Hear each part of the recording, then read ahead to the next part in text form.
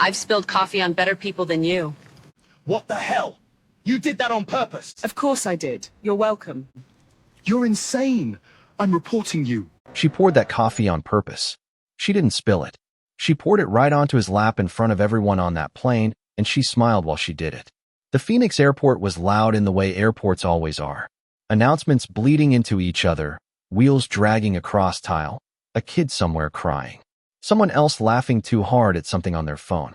Nobody paid attention to anybody. That's what Marcus thought as he walked through the terminal doors. Quiet, unhurried. A single backpack over one shoulder worn at the straps, dark jeans, a plain white tee that had seen better days, sneakers that were clean but not new. He didn't look left, didn't look right. He moved like someone who had nothing to prove. That's the thing about Marcus. He never looked like what he was. He found his boarding gate, sat down in a corner seat, and pulled out nothing. No laptop, no AirPods, no status signal of any kind. Just a guy sitting still watching the room the way someone watches a movie they've already seen. A woman 2 seats over glanced at him, then away, then back again with the kind of look that wasn't curious. It was measuring. Her name was Diane, flight attendant, full uniform, posture so precise it looked rehearsed. She was talking to a colleague, but her eyes kept drifting toward Marcus like he was something out of place, something that didn't belong in the frame. She leaned in toward the other attendant and said something low. Her colleague, a younger woman named Simone, didn't respond, just looked at the floor. Boarding started. Marcus was one of the last to get up. The plane was a standard domestic flight, 2x3 seating, full cabin, the kind of route where people eat chips and watch Netflix and don't talk to strangers. Marcus settled into seat 17B. He put his backpack in the overhead bin, sat down, and looked out across the cabin like he was thinking about something far away. Diane was working the aisle. She smiled at the man in 15A, called the woman in 16B sweetie, handed a kid in 18A a pair of wings because that's what flight attendants do for kids. And the mom smiled, so wide you'd think she'd been given something real. She passed Marcus without a word. Not even eye contact. He didn't react. A man across the aisle saw it happen. He raised his eyebrows just slightly, then looked back at his phone. Simone came through a few minutes later with water. She noticed immediately. Everyone had a bottle except the guy in 17B. She pulled one from her cart without hesitation and held it toward him. Here you go. Marcus looked up. There was a pause, not awkward, just real. Like he wasn't used to small kindness and was registering it honestly. Thank you, he said. Simone smiled. Let me know if you need anything. She kept moving, but she felt something. Some low, unresolved note. And she didn't know yet what to do with it. Somewhere over Tennessee, Diane came back through with beverages.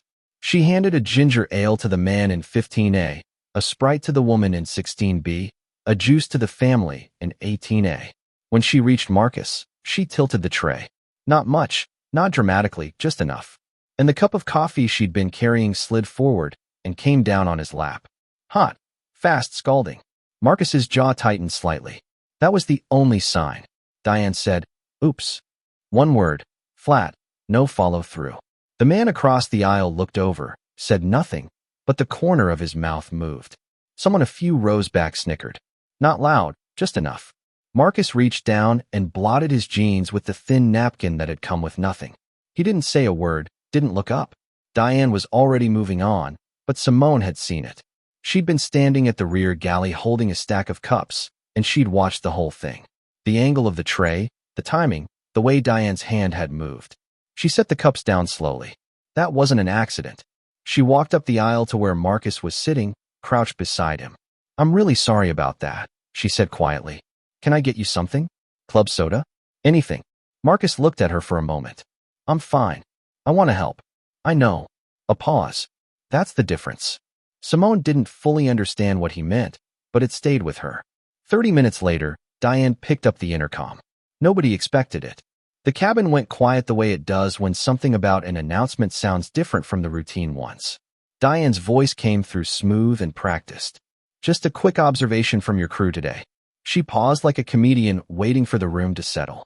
Sometimes people board a flight thinking it gives them a certain status. Like the altitude changes who they are. A few people laughed. Most of the cabin didn't know who she was talking about, but some did. And the ones who did looked towards seat 17B. Marcus was looking out the window. Not away, not hiding. Just outside of it, like the whole thing was weather, like it would pass.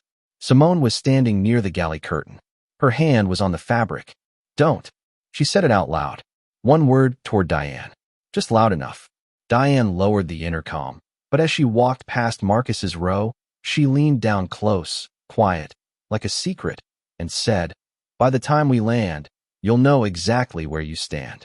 Marcus turned from the window. He looked at her for the first time fully. Not angry, not wounded.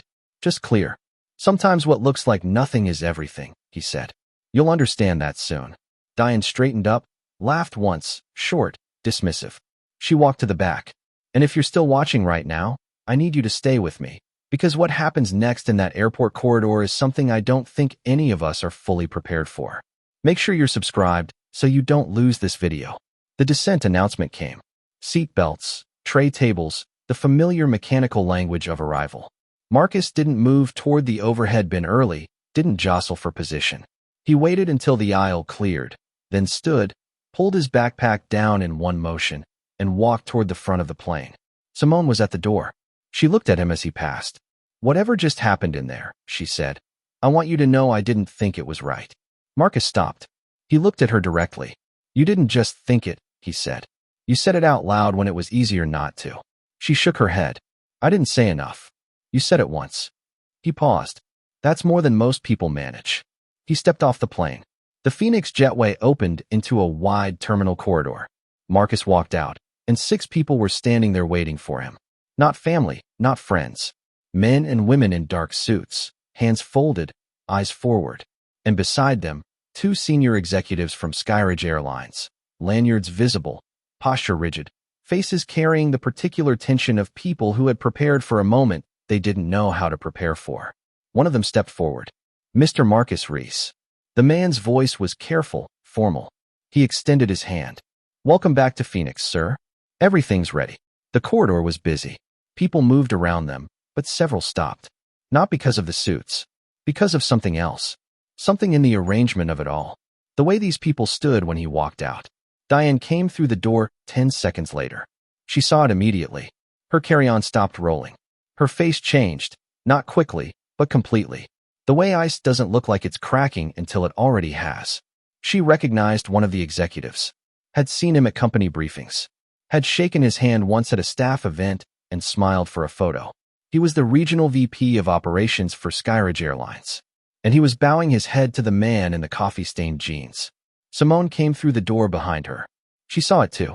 She didn't move. Marcus shook hands with the executives. He didn't perform it, didn't make it a show. He just was. One of the men in suits leaned toward him and said something quietly. Marcus nodded. Then he turned and looked back at the door. Diane was standing frozen at the edge of the corridor. He looked at her for a long moment. Then he turned back to the executive team and said, simply, "Can you bring the full cabin crew out here?" It took 4 minutes. Diane, Simone, 2 other crew members who had been on that flight. They stood in a loose line in the corridor. Other travelers had slowed. Some stopped entirely. There's something about a reckoning that's impossible to look away from, even when you don't know what it is. Marcus stood in front of them, backpack still on, coffee stains still on his jeans. He spoke quietly. 3 months ago, I started traveling incognito on our own routes. He paused, not to catch anyone doing something wrong, just to understand what it actually felt like to be one of our passengers. What the experience really was. Whether the company I built still matched what I wanted it to be. Silence. "Today," he said, "I have my answer." His eyes moved to Diane. She couldn't hold his gaze. She tried. She failed. "I sat in coach," he said. "Plain clothes, nothing to identify me. And before we were over the state line, I had been deliberately ignored, publicly mocked over the intercom, and had hot coffee poured on me." He let that sit. Not spilled. Poured. Diane's mouth opened. "I know," he said. "I was there." Her eyes were filling, but he didn't soften. The passengers on that flight paid for a seat on an airline I own. They deserve to be treated like human beings regardless of what they're wearing, regardless of whether they look important. He paused. Especially when they don't look important. That's when character shows. He looked at Diane directly, fully. "Diane, effective now, your employment with Skyridge is terminated. The executive team has your separation paperwork." The sound that came from her was small, like something inside her gave out. Please, she said. Her voice broke clean down the middle. Please. One chance. I'll fix it. Marcus's voice didn't rise, didn't harden. Just stayed level. You had chances, he said. On the water. On the napkin. On the intercom. When you walked past her. He paused. You made choices each time. Every single one. Diane put her hand over her mouth. But this wasn't the last time Diane would have to face what she'd done. 3 days after the termination, the story leaked internally. Not from the executive team. From a passenger on Flight 1147 who'd watched the whole thing from row 15 and posted about it that night. By morning it had 40,000 shares. By the end of the week, Diane's name was attached to it. Not because anyone published it. Because people who knew her started putting the pieces together.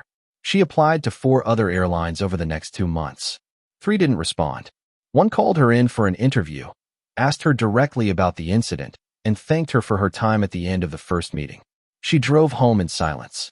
The uniform stayed in her closet for a long time. Still pressed. Still on the hanger. She'd look at it some mornings and then close the door again. She didn't fly again. Not because she was blacklisted. Because every time she got close to trying, she'd think about the look on Marcus's face in that corridor. Not angry.